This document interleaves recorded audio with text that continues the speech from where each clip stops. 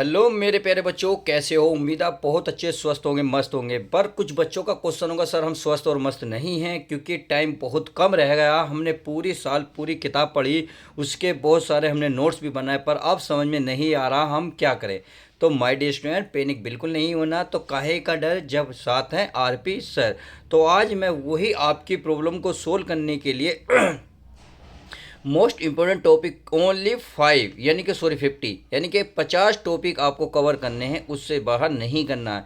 आपको क्या करना है, केवल आपने नोट्स बनाया है उनको केवल रिवीजन करना है। तो मैं वो टॉपिक बता देता हूं जो आपको 100% आपके पेपर में देखने को माय डियर स्टूडेंट मिलेंगे। तो चलिए माय डियर, शुरुआत करते हैं, एक एक टॉपिक को समझते हैं, कौन कौन से टॉपिक आने वाले हैं, कौन से हमारे नहीं आने वाले। हमें फालतू इस टाइम बकवास बिल्कुल भी नहीं करनी, एक्स्ट्रा चीज़ नहीं पढ़नी क्योंकि टाइम बहुत कम बचा है। तो चलिए, डरना बिल्कुल भी नहीं है। आपको एक एक टॉपिक में समझा देता हूँ, केवल जो आपको समझाऊंगा वही आपको पेपर में देखने को मिलेगा। तो चलिए, मैं आपको फिजिक्स देखिए फर्स्ट और सेकंड की दोनों की बात कर लेता हूँ। तो फिजिक्स फर्स्ट में और सेकंड में क्या क्या आने वाला है उनकी बात कर ले। तो पहले अगर चैप्टर की बात करें तो पहले चैप्टर में आपको कूलॉम का नियम देखने को मिलेगा। ये आपको 100% देखने को 100% मिलेगा। अगर इसमें देखिए आपको न्यूमेरिकल नहीं मिलेगा तो डाइवर्सन मिल सकता है। क्लियर? अब देखिए बच्चों का कुछ ये भी प्रॉब्लम होगा, सर हमें न्यूमेरिकल तैयार करें, डाइवर्सन तैयार करें, थ्योरी तैयार करें, क्या क्या करें, माइंड हर तरीके से आपका चल रहा होगा।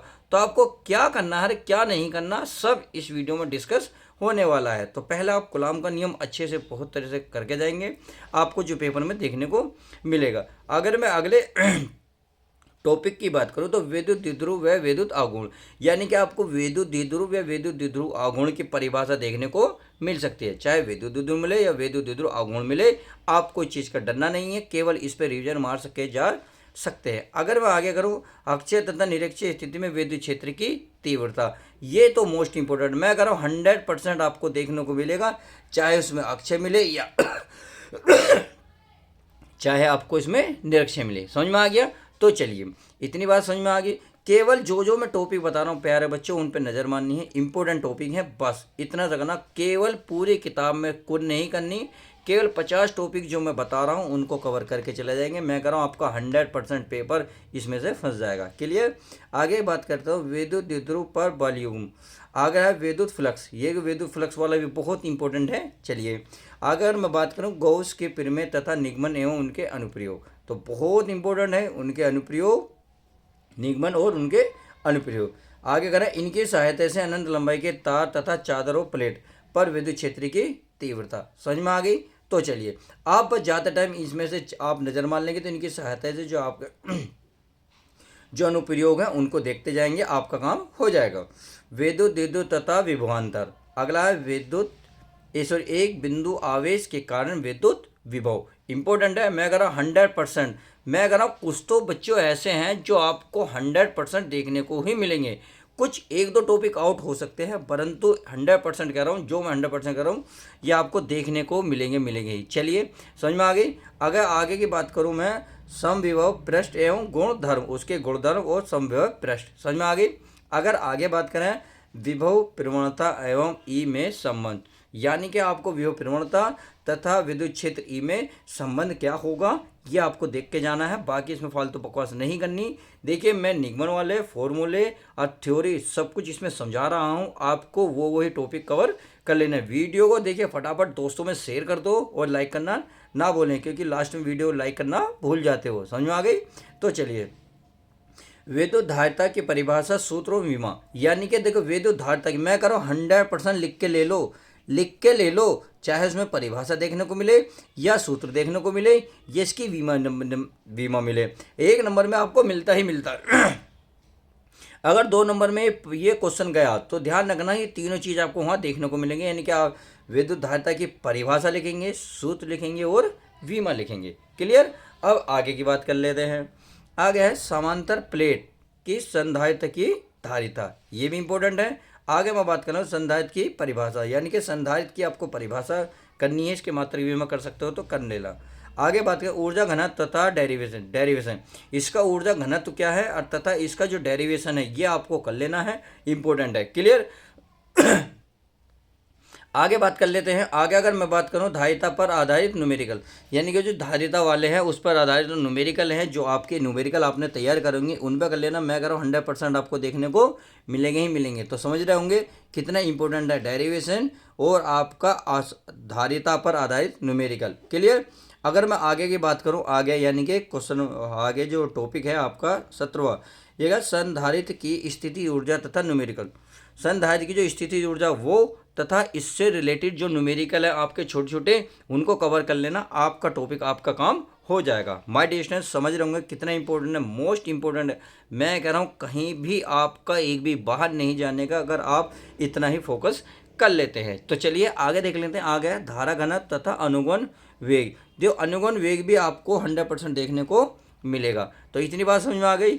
तो चलिए अब नेक्स्ट पेज पे देख लेते हैं, क्योंकि मेरा पेज इतना ही है। अब नेक्स्ट पे मैंने को क्या क्या इंपॉर्टेंट है उसको भी नज़र मार लेते हैं। फटाफट वीडियो को लाइक और शेयर इतना कर दो, ताकि मैं चाहता हूँ आपके, देखिए शेयर करने से हो सकता है किसी बच्चे का बेचारा कुछ भी तैयारी ना करी हो, पास होने लायक बेचारा हो, तो इतने तो कवर कर ले। अगर इतने टॉपिक भी कवर कर लेता है, इतने टॉपिक भी, तो क्योंकि टाइम आपके पास अभी बहुत है तो 70-80% ले आएगा। आज जिसकी तैयारी है, मैं अगर 90+ फोड़ के ही आना है। क्लियर। तो चलिए अब देख लेते हैं आगे।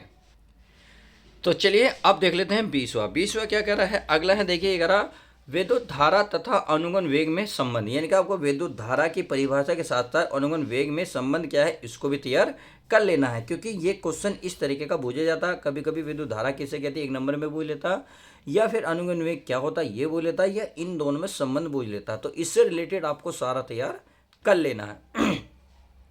सही है माय डियर स्टूडेंट हो। तो चलिए आगे की बात करें। ओम के नियम की उत्पत्ति अनुगमन वेग की सहायता से, यानी कि ओम के नियम की उत्पत्ति अनुगमन वेग की सहायता से जो आपको डेरिवेशन करा रखी है उसको बहुत अच्छे से तैयार कर लेनी है। मैं कह रहा हूँ ये तो आपका खून चूस लेगी, अगर आपने थोड़ी सी भी ढील कर दी, ये आपको पेपर में 100% देखने को मिलेगा। उम्मीद है ये बात अच्छे से समझ में आ रही होगी। अगर मैं आगे की बात करूँ, विशिष्ट चालकता विमा आंकिक न्यूमेरिकल, यानी कि विशिष्ट चालकता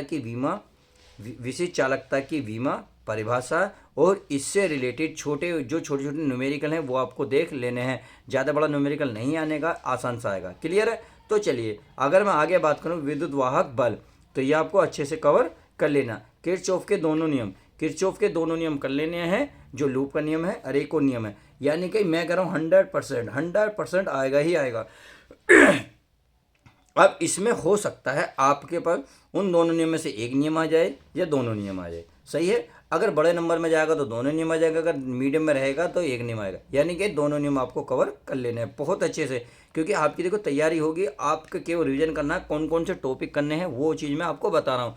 चाहे देखिए उसमें न्यूमेरिकल हो, चाहे आपकी डेरिवेशन हो, और चाहे इसमें थ्योरी हो। मैं A to Z आपको बताऊँगा, 50 टॉपिक बताऊँगा। ऐसे पूरी बुक इस टाइम पढ़ने की ज़रूरत नहीं है, क्योंकि प्यारे बच्चों टाइम नहीं है, टाइम हमारे पास लिमिटेड है। तो हमें इस टाइम वो लिमिटेड पढ़ना है जो हमारे काम आ जाए।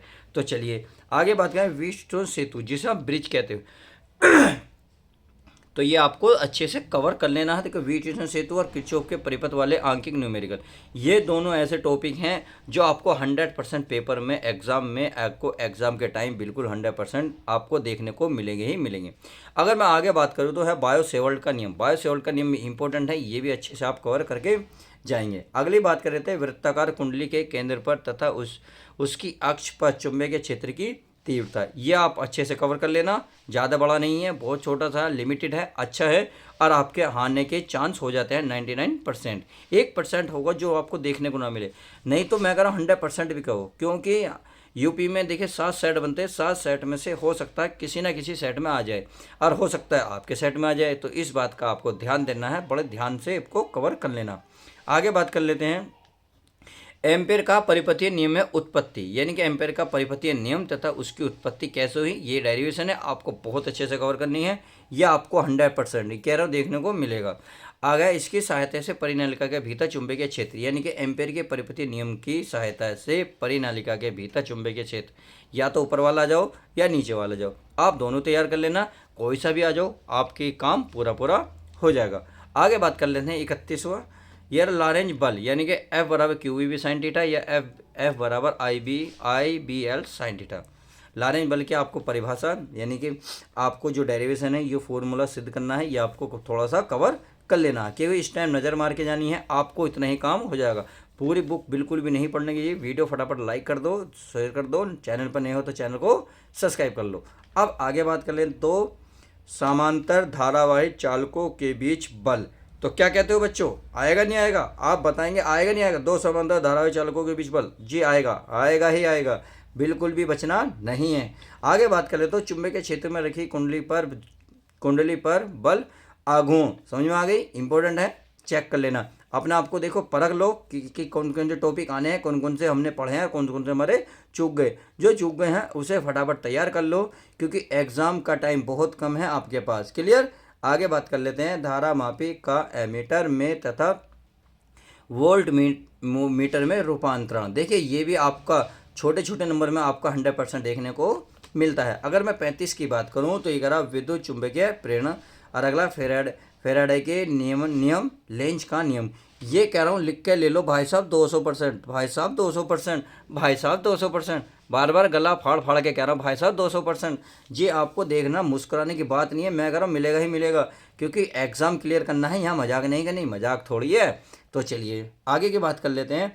स्वप्रेरण अनन्य प्रेरण, यानी कि स्व प्रेरण अनुन्नय प्रेरण और स्व प्रेरण गुणांक अनुन्नय गुणांक, ये आपको बहुत अच्छे से कर लेने हैं। कुछ भी इनमें से टपक सकता है 2 नंबर में या 5 नंबर में, इस बात का माय डियर स्टूडेंट ध्यान रखना है। अगर मैं आगे बात करूं तो आगे है हमारा प्रत्यावर्ती धारा वर्ग माध्य मूल धारा का व्यंजन। तो इंपॉर्टेंट है, एक एक पॉइंट मैं कहना, एक एक पॉइंट लिख के ले लो। अगर इससे बाहर आ जाए तो मैं कह रहा हूँ मैं घर पे बैठा हूँ, आके मिल लेना, जो चाहो वो कर लेना मेरे साथ। अगर इससे बाहर आ जाए 50 टॉपिक से बाहर, समझ में आ गई? तो चलिए आगे बात करते हैं LR, LCR और RC परिपथ जो है उनको। और देखिए LCR, एक चीज़ और बता देता हूँ, LCR परिपथ की अगर मैं बात कर लेता हूँ, LCR परिपथ का प्रतिबाधा तथा कलांतर का जो व्यंजन है, ये आपको बहुत अच्छे से कवर करके जाना है, क्योंकि ये आपका, ये मानो कि आपका खून पी जाएगा अगर आप इसको नहीं करके जाते हो। आगे बात करें ट्रांसफार्मर, तो ट्रांसफार्मर इंपॉर्टेंट है, आप इसका डेरिवेशन देखिए, सिद्धांत कार्यविधि, देखिए सिद्धांत ज़्यादा पूछा जाता है, कार्यविधि और इसका जो कार्यविधि है वो इम्पोर्टेंट है, सही है। यानी कि मैं तो कह रहा हूँ पूरा तैयार करके जाओ, आपका पूरा भी आ सकता है, इसका सिद्धांत भी आ सकता है, कार्यविधि कुछ भी पूछ सकता है, चित्र डायग्राम भी आप तैयार कर लेंगे तो तब भी डायग्राम के देखो आपको 2 नंबर मिलने वाले हैं। इसके कार्य सिद्धांत और सिद्धांत के अगर देखोगे तो 2 नंबर, यानी कि टोटल 5 से 6 नंबर तक भी ये क्वेश्चन बन जाता है, तो आपको इसको देख के जाना है। आगे देखते हैं विस्थापन धारा, मैक्सवेल के नियम, ये आपको देखने इंपॉर्टेंट है। क्लियर?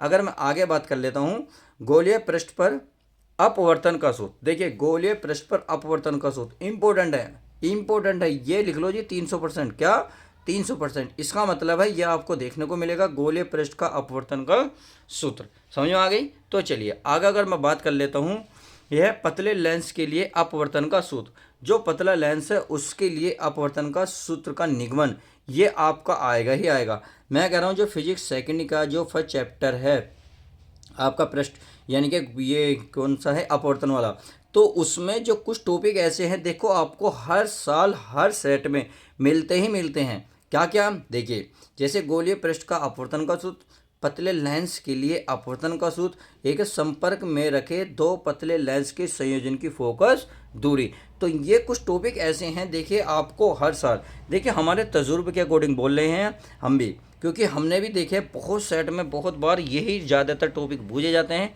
इसलिए मैं कह रहा हूँ 50 टॉपिक आप कवर कर लेंगे तो भी आपका बहुत अच्छा मार्क्स पेपर में ले आएंगे। क्लियर? आगे बात कर लेते हैं, 43 हो गया, 43 हो गया, 44 देख लेते हैं। यह है प्रिज्म के लिए उसके पदार्थ के अपवर्तनांक का व्यंजन, यानी कि प्रिज्म के लिए उसके पदार्थ के अपवर्तनांक का व्यंजन आपको ये डेरिवेशन तैयार कर लेनी है, समझ में आ गई?